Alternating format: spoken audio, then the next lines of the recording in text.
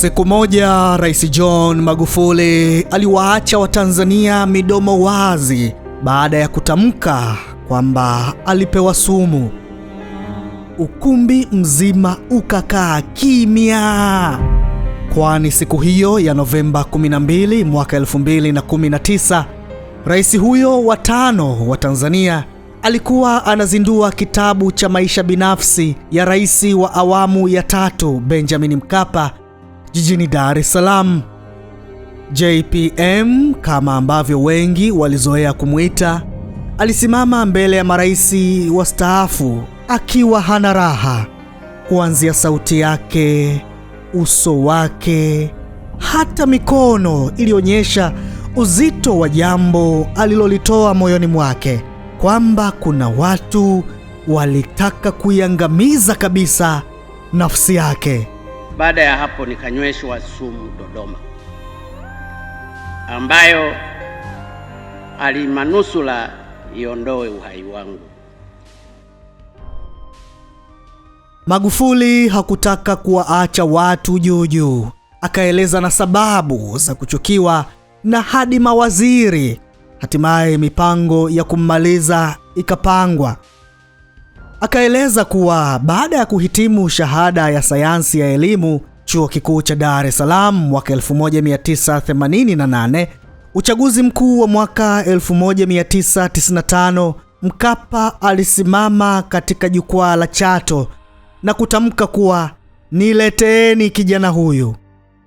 Magufuli akashinda ubunge wa Chato, kiti alichokikalia mpaka mwaka 2015, na kipindi chote hicho Mkapa alikuwa anamkubali sana. Alikuwa ni jembe lake muhimu. Akamteua kuwa naibu waziri wa ujenzi, baadaye waziri wa ujenzi, na wakati wote huo alikuwa anachapa kazi. Wenzake wakamuonea wivu. Wakati nikiwa waziri wa ujenzi, nilipowasilisha waraka kwenye baraza la mawaziri wa kupendekeza ushauri kuhusu serikali kutenga shilingi bilioni 1.85 kila mwezi za kujenga barabara, ukweli mawaziri wengi walipinga. Lakini licha ya mawaziri wengi kupinga, Mzee Mkapa alisimamia na akaelekeza utekelezaji wa waraka huo. Pale tulipofanya kazi vizuri, alipata furaha sana kwa kazi nzuri za kwenye barabara, na baadaye akatamka kwamba mimi kuwa askari wake wa mwavuli namba 1 kwa kufanya kazi ya barabara vizuri. Siwezi kusahau swala hilo maishani mwangu, kwa sababu licha ya dhamira njema ya Mzee Mkapa, swala hilo liniletea matatizo mimi binafsi. Nilianza kuona dalili za baadhi ya mawaziri, tena wengine wa ngazi za juu kabisa, kuanza kunichukia.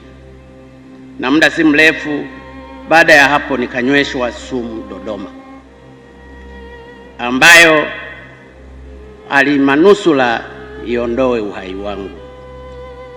Lakini kwa neema za Mwenyezi Mungu nikakiepuka kifo. Baada ya tukio la kunusurika katika kifo, nilimwendea Mzee Mkapa kumweleza dhamira yangu ya kutaka kujihuzuru, na baada ya dakika chache akaniambia, na nukuu, John, kafanye kazi, kamtangulize Mungu. Baada ya hapo nikapewa ulinzi, nikaendelea kuchapa kazi. Magufuli alizaliwa Oktoba 29 mwaka 1959 katika wilaya ya Chato, familia ya wakulima na wafugaji wa hali ya chini. Hata kabla ya kuwa kiongozi wa nchi, alikuwa ni mtu anayependa kunyosha mambo, na mara nyingi alikuwa akikaa na marafiki zake au viongozi wenzake. Kutokana na utaalamu alioupata chuoni, basi walikuwa wanabishana kweli kweli. Yangu msiachukue, mchukue haya. Sawa. Na wana ule mchanga ambao na hapo ndipo tunaibiwa tena. Tena pale subiri sasa bwana. Sasa hapa amechokoza, unajua kwa sababu gani? Kwa sababu katika katika ule mchanga unaosafiri. Acha basi sikiliza kwenda kwanza. Japan. Ngoja nikwambie. Kuna silver, kuna titanium ambazo wangeweza na copper.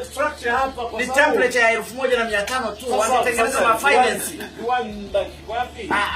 Kwani ninyi hamwezi wa Tanzania kweli hapa tumeshindwa kutengeneza finance ya kuhiti temperature ya 1500 ambayo ndio boiling point ya silver ya copper. Yakawa yanatoka tu kama maji. Tunaweza. Sasa kwa nini tusiinvest hivyo? Silver is very expensive. Titanium inatengenezea ndege.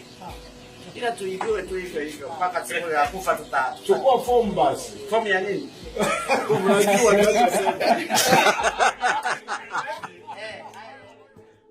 Magufuli alichukia sana suala la wizi, watu kujikatia keki ya taifa kama wanavyotaka, wengine wakitumia miradi hata ya ujenzi kujinufaisha. Moto aliokuwa na upeleka ulikuwa sio mchezo. Hakuna aliyekuwa analala kizembe. Sasa fanya wewe, usindanganye, niko kwenye site hapa mimi.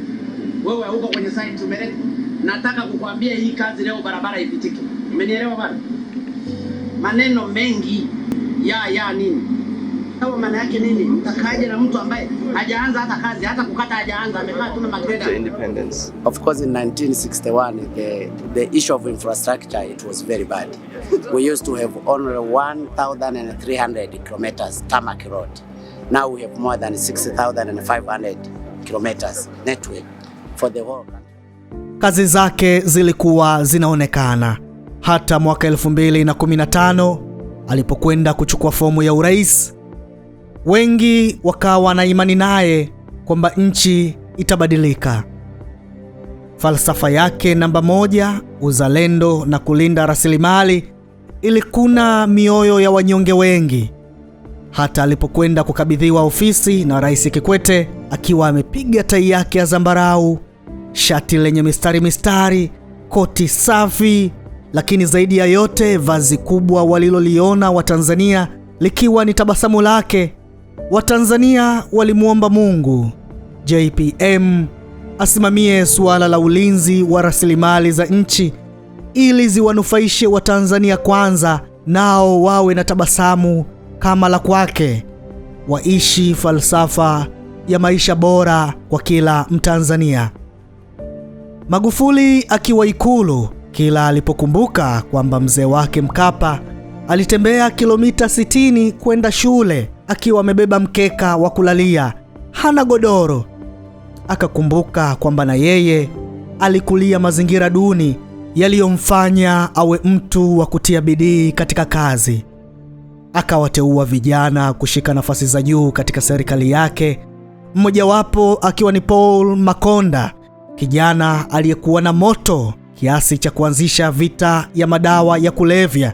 Na haikupita muda, Februari 2 mwaka 2017, Magufuli akamteua Jenerali Venance Mabeyo kuwa mkuu wa majeshi ya ulinzi CDF. Ndani ya seva, faili linaonyesha kwamba katika uapisho wake CDF Mabeyo, Magufuli akatamka neno ambalo lilibaki vinywani mwa Watanzania wengi. Wakasema sasa kazi ndiyo imeanza. Bila shaka moyoni mwa Magufuli alisema, hata kama nitapewa sumu tena kwa ajili ya Watanzania, niko tayari. It is like a bitter sweet symphony. Yani upande mkali, upande ndio tunaoutaka. Faili linafuata.